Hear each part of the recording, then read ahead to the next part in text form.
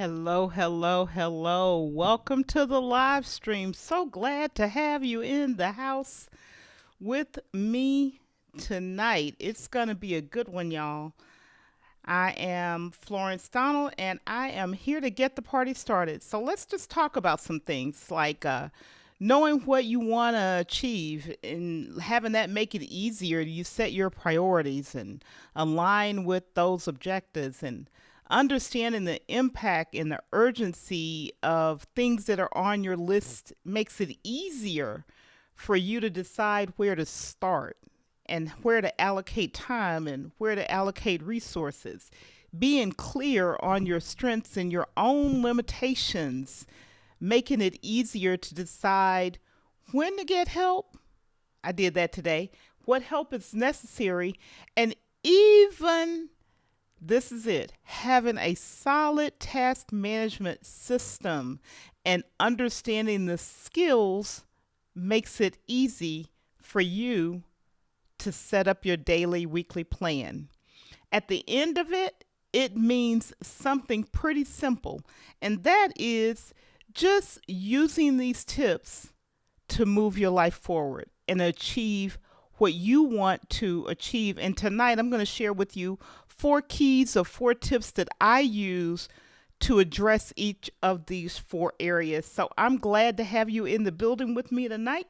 And I want to say hello to some folks who are out there. So let's see who's out here with us this evening. I see y'all chatting it up.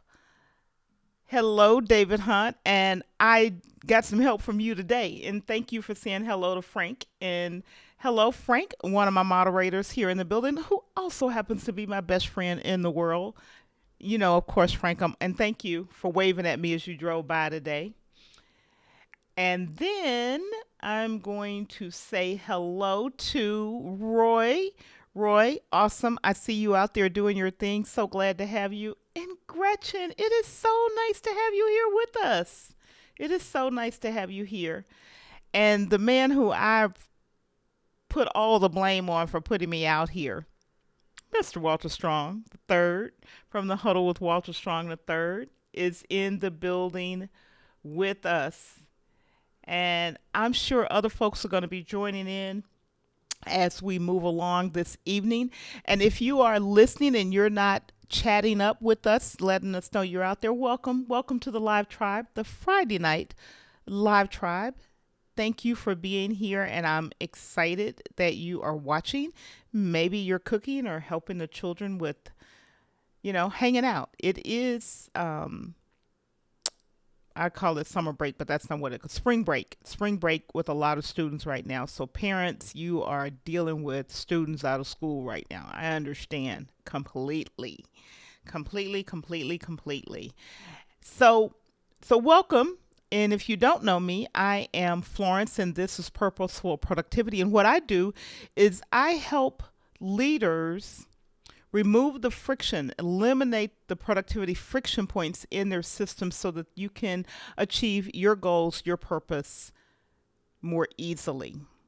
That's what I do, and we're going to talk about some of the things that I do. And the first thing I want to talk about tonight is being clear in your objective. You see, it having a clear objective is the first thing you have to do, because without that, you're not going to make any progress. You're going to, as I said, I think it was last week, you're going to be wandering around wondering what it is I'm supposed to be doing.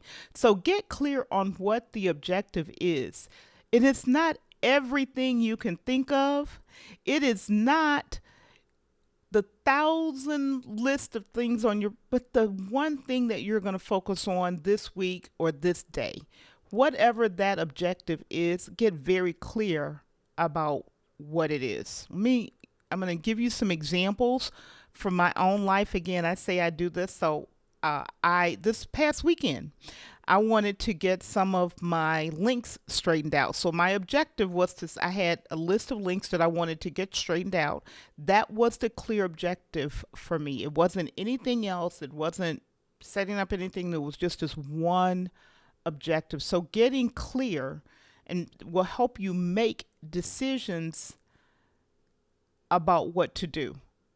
And it's not based on the outcomes. It's based on those activities and things that you can control. We love to set outcomes that we don't control. Oh, I won't put it on you. I'll put it on me. I love to sometimes do things, and I know I don't have any control over it, but I'll go ahead and set it anyway. So I've really learned to focus on setting my objectives based on things that I can control as input, and the outcome will come. But I don't set my objective based on the outcome. I've got some examples for you. So I gave you one objective. I had, as an example, was getting some links straightened up, and you'll hear me talk about that. But another one is I'm doing this live streaming thing. So I'm not setting an objective of the number of subscribers I want, or the number of views I want, or the number of watch hours that I want, because I don't control those things. What I am setting objectives about is how many live streams in 2024 I want to accomplish. Things like launching my blog at a certain point in the year of 2024. Another example of an objective is purging and organizing my laundry room closet. Y'all, that thing, ooh wait, it needs help. That joker needs, I'm scared to even open the door. It's so much stuff in that closet. So purging and cleaning that laundry room closet out, and so that I can use it for something else. This is another one, publishing video series on Evernote, my personal knowledge management system, is another. It's an application that I use. I know a ton about it. Want to get some information out. Taking a content marketing class this year. So those are examples of objectives that I have that I'm very clear on. What they're not, I said it earlier, the number of YouTube subscribers that I'll have in 2024, the number of newsletter subscribers that I'll have in 2024, resurfacing the street in my community, because I don't control it, even though it really needs to be done and it's being worked on. But those are objectives that would have no grounding, no foundation, and I can't make sure that they're happening.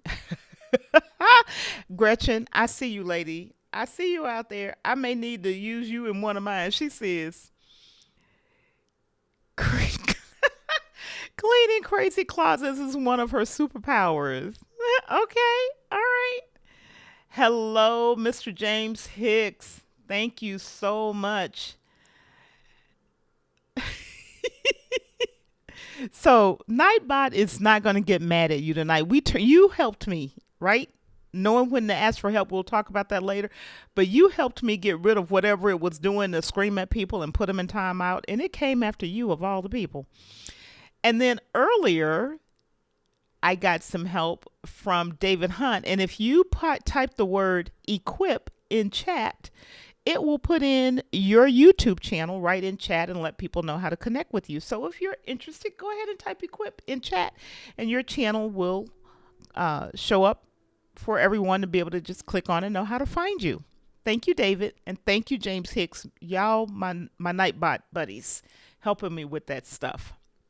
And the emotional CEO says, I see a whole lot of trouble in the chat. He must be talking about himself. He's got to be talking about himself. All right. All right. I see folks testing this. And James Hicks is calling David Hunt Dr. Hunt. Okay. All right. So let's move on to the second key and the second thing that I do. So we've got clear on an objective, very clear, very specific. The next thing is getting to the place that we've got that. Now we can look at what is the urgency and the impact. And there are two different things, and they operate differently. Urgency can be things like, is there a due date? Is there a specific due date that I have to achieve to complete something by? I had some things this week that were due today. I have some other things that are due tomorrow. So that puts a sense of urgency on the thing that you're going after. So it doesn't matter what it is, whether it's a contract, whether it's a doctor's appointment, whatever a case may be. If there is a item that has some urgency because it has a due date, that will help you make the decision about what to do and how to put it into your plan.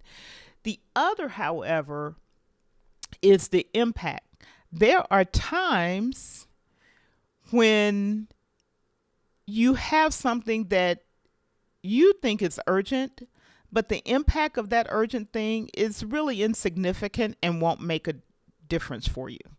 To be aware of urgency, yes. Sometimes other people want you to do things and they're urgent, but the impact is really not applicable to you. Not really.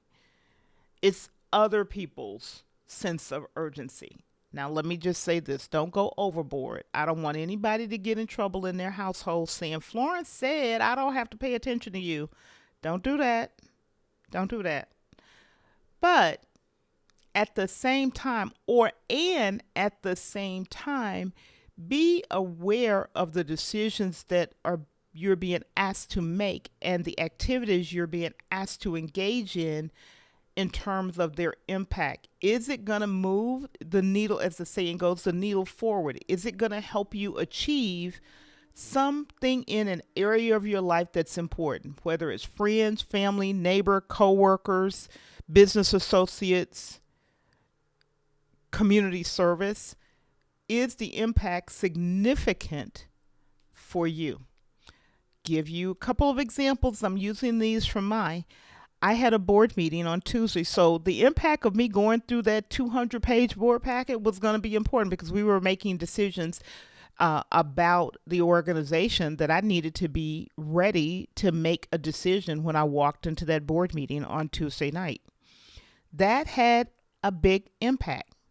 Urgency is filing your tax paperwork on time, right? So you know that there's a deadline for that. And I don't like talking about that. So usually you won't hear me talking about it. I just do what I got to do and get it out of my life.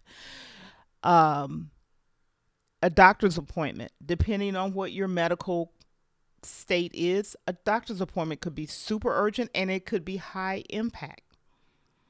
So again, pairing these two things together will help you determine really where do I want to invest the time and where is it best to invest my time using these two.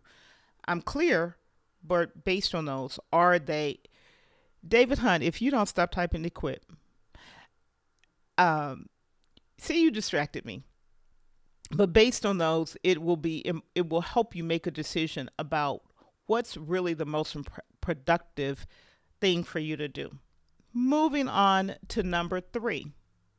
Then I consider my strengths and my limitations. Usually more of my limitations than my strengths. Just be honest. I am good at a lot of things. But there's so many more that I'm not good at. I teased that but it was true. I did something with Nightbot and I've been in tech for a long time.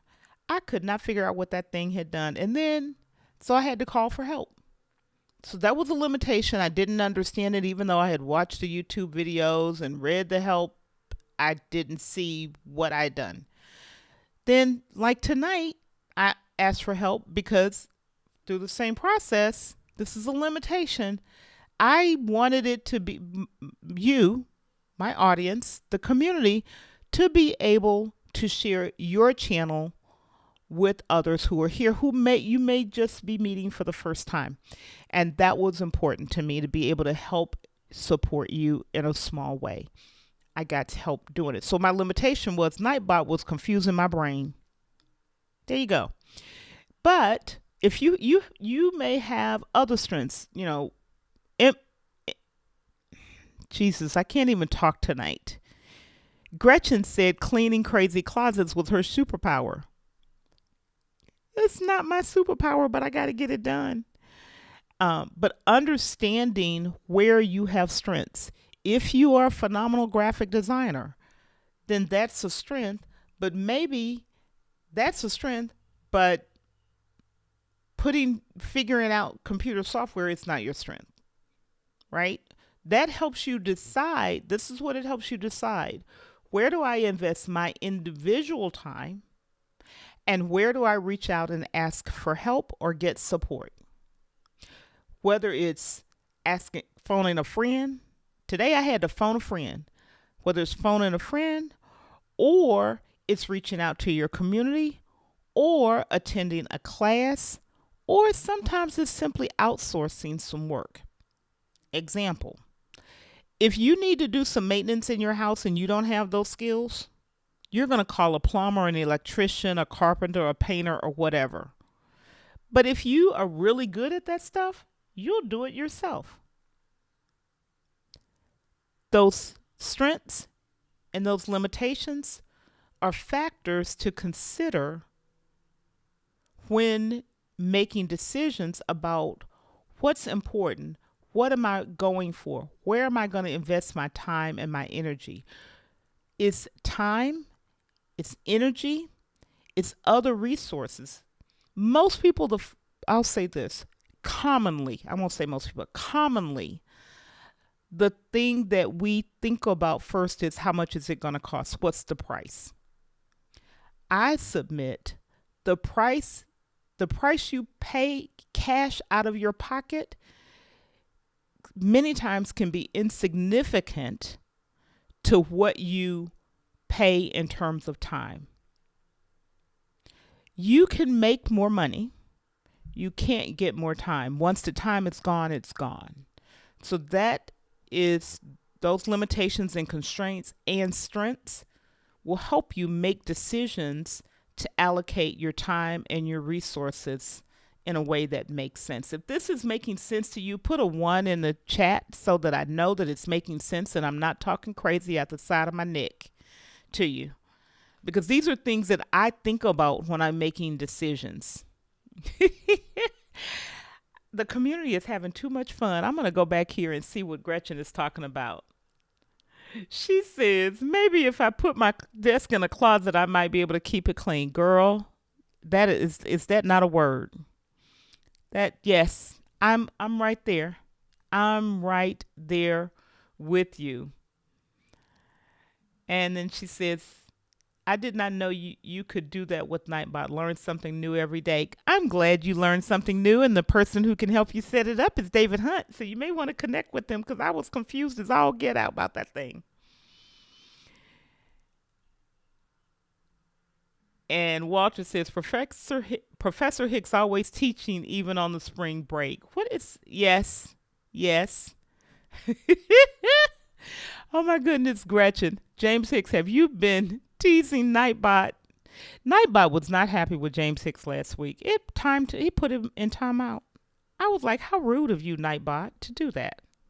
So I didn't want all of that. I had to get some help. I'm glad it's making sense to you all.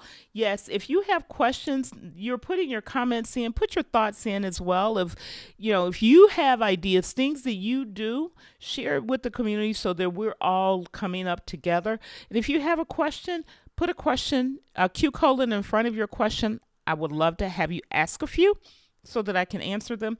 And the things that I talk about tonight, and I'm going to share one with you. Links will be in the video description. And I may put a couple more in there. And of course, you're here. So if you're not subscribed to the channel, please subscribe. If you're watching replay, please subscribe to the channel. Click the like button. You'll know when more material is coming out. Really glad to serve you. So let's move on because I want to get through these last couple of items. Did I do number 3?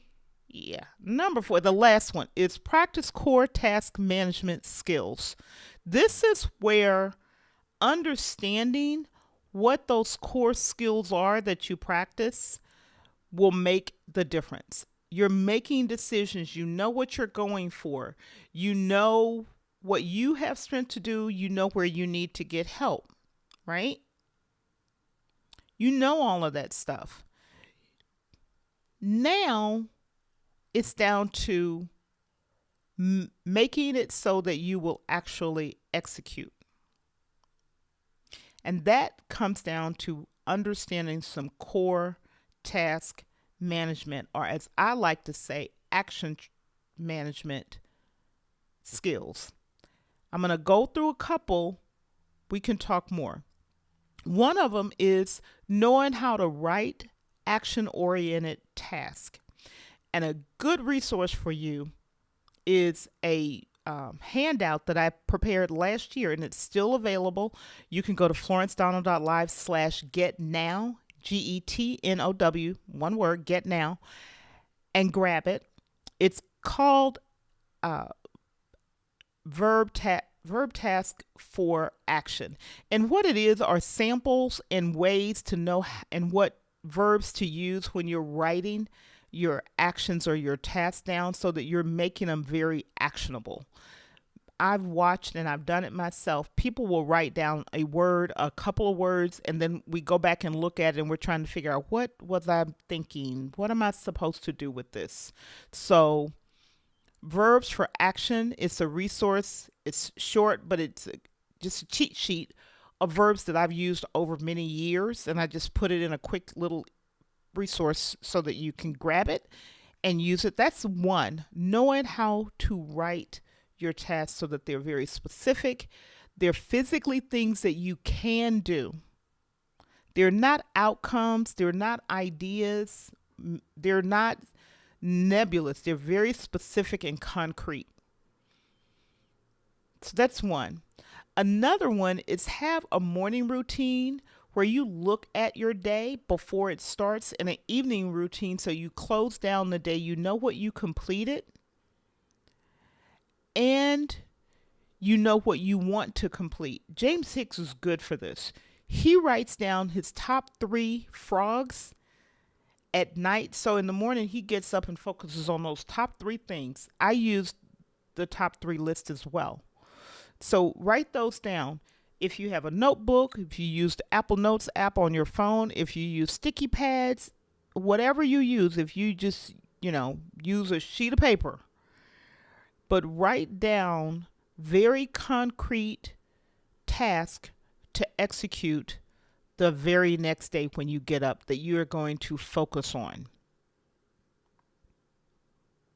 That's another one.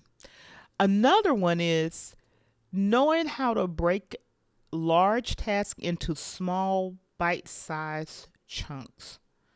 Because a large task is really a project. We don't think of them that way. The example that I use, and this came out of David Allen's book, Getting Things Done, if you've never read it. One of the examples he gives is changing the light bulb. And we think just change the light bulb. I'll give you an example. I have cathedral ceilings in my kitchen. For me to change my light bulb, it's a whole project. I have to get a 6-foot ladder. I have to make sure someone is home with me. I have to get the right light bulbs because there are these weird lights that I don't understand. Then make sure that the floor is not wet because I have hardwood floors and the ladder will slip. Then I can put the ladder in, take the old light bulb down, put the new light bulb up. Then I got to put everything away. Now, can it all be done in 30, 40 minutes or so? Yes.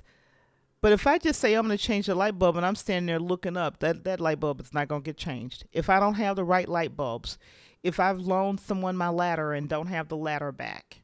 So breaking down what appears to be very simple, small projects so that you're prepared. Here's a tip.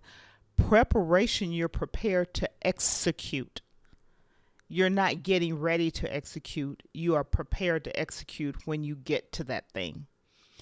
Something a little bit more nebulous. If you're writing a blog or you're writing your outline for your live stream or you're writing a talking points for a client or you're preparing for a board meeting, getting the documents that you need to reference, making sure you have the right application on your iPad or your laptop or whatever you use, those are preparation steps.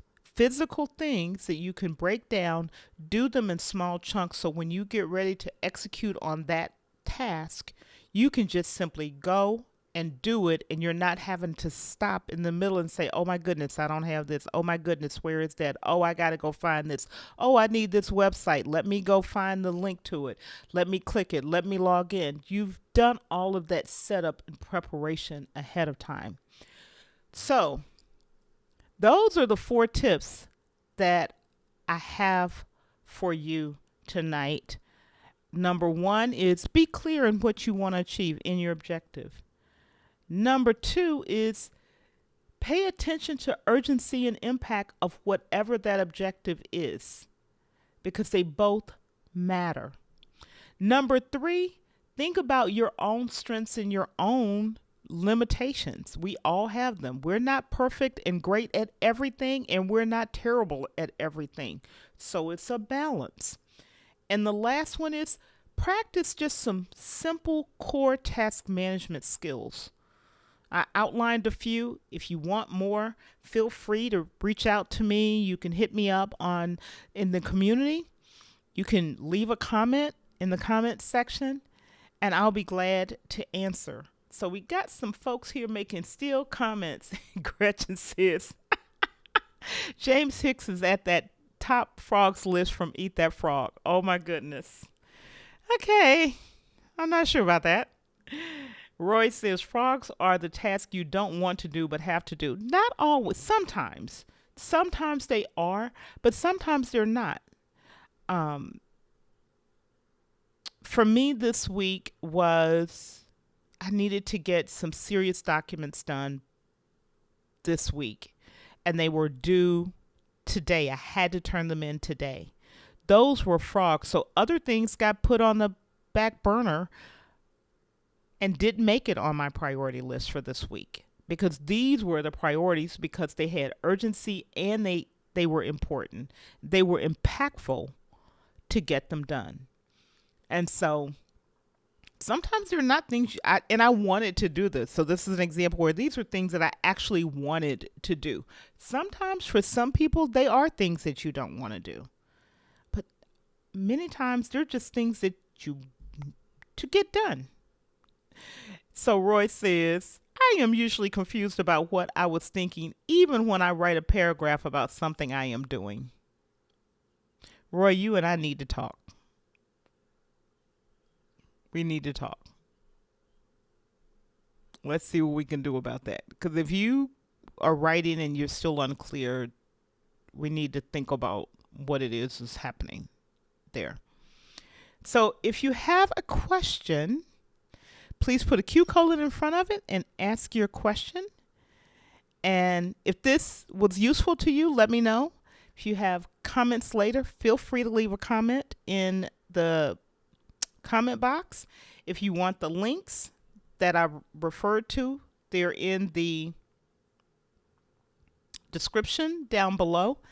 And I am so happy to have you along for the ride. And Gretchen, what are you saying? Gretchen is saying something. Eat That Frog is a great motivational book by Brian Tracy. I think it came out in the late 80s.